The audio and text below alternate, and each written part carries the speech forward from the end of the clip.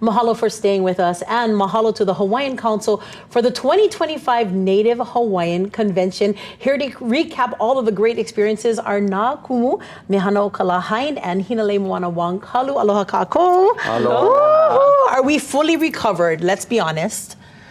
We are. Here we are. We're here. Yes. Yeah, that's a good thing. Yeah. But at the same time, I have to be honest with you. I'm kind of still feeling the glow of having been in that space with all of that wonderful kanaka, being in a beautiful place to lay lip. I thought you guys chose a wonderful space for us to go, and how we did the breakout sessions, jumped into shuttle buses and went and took off and got a chance to see the reservation and how this incredible indigenous tribe has economic sovereignty and all of the things that we kept talking about. Yeah? Mm-hmm. Yeah? Mm-hmm. What are some of the wonderful takeaways? If you can share one of the more meaningful moments for you personally. I'll start with you, Hina. If I chose any moment, it would be the realization that my family was right in front of me on stage, and our great-grandparents are siblings, and to catch our viewers up, if we can, for those that weren't able to see this amazing connection. There were actually members of the Tulalip tribe that have Native Hawaiian blood. Yes. And we found out that you folks were actually blood related. Yes.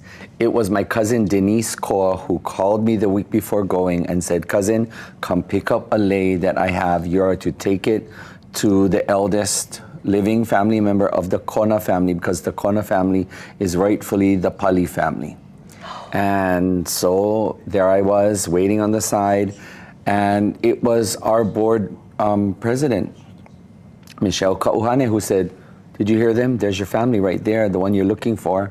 Yeah. And the ones doing the same thing that I do, for Hawaiian Council. That cultural ceremonies, right? Chanting, and they were singing, and they were talking on the mic, and OMG, just blown away. Absolutely. So I met my family there. That was very chicken skin, and I'm glad we got a chance to witness that moment for you. Kumu Mehana.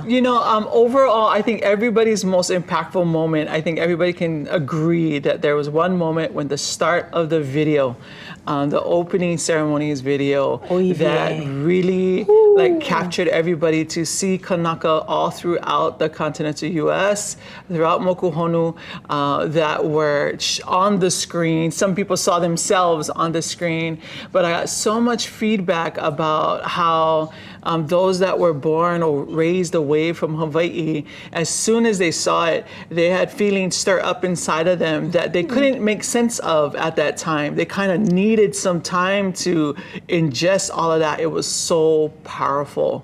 Yeah, and if you guys haven't seen it, it's up all over social media right now. Our opening video that was done by filmmaker Mitchell Merrick, who's one of our staff members, did an incredible job of being able to connect Hawaii and our people throughout the continental U.S. And that was such a powerful moment, I know, for many. Absolutely. And before you folks stepped on, there's a young girl, Iliahi, that just sang. She's actually born and raised here. She was here. She was part of the Hawaiian immersion, and then the Ohana moved to St. George, Utah. But she had a desire to stay connected through the music, and so she learned Hawaiian music through her dad and through her papa, and she continues to keep those traditions alive where she lives. It's just this wonderful connection of our Hawaiian people. We're everywhere. Yeah, and I think they use the phrase Hawaii pa mamau, which is our, instead of saying the Hawaiian diaspora. Yeah, Pele Ka'io on the stage, at that panel presentation. Shout out to Pele, who's in Waimea right now, but originally from Carson, California. He was like, "This is the way that I've been able to verbalize what our experience is," and that pa mau mau, meaning that distant, kind of far off land.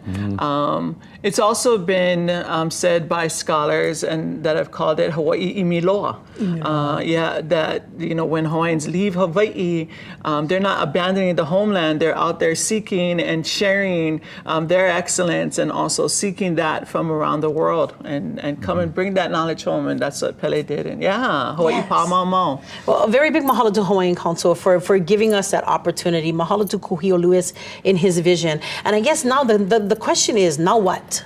What would you folks like to see for all that participated, for all of those that were watching in on the live streams and the different various plenary sessions and workshops?